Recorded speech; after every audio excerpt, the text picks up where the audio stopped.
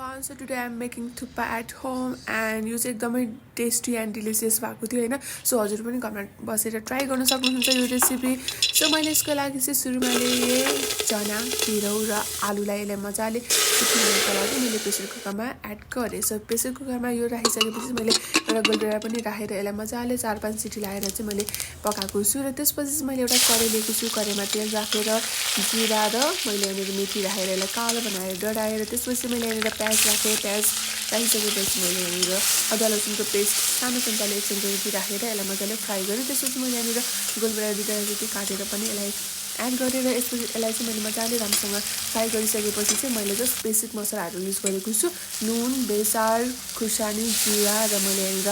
black paper पनि add गरेको छु यिनीहरूलाई चाहिँ मजाले चलाएर अनिखेर पकाइसकेपछि चाहिँ मैले जुन चाहिँ अघि न सिटी लाउन लागेको जुन चाहिँ मेरो यहाँनिर गेडागुडी चाहिँ तिनीहरूलाई पनि राखेर यसलाई मजाले फ्राई गरेर मैले यसमा माथि पानी थापेर हालिसकेँ किनकि पानी पनि एड गर्नुपर्छ है किनकि अलिक पातलो पातलो हुनुपर्छ नि त रस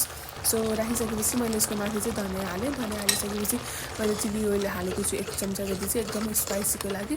सो यति हालिसकेपछि चाहिँ राम्रोसँग पाकिसक्यो यो र मैले अर्को ग्यासमा चाहिँ बसालेको छु एउटा ससप्यानमा चाहिँ मैले यहाँनिर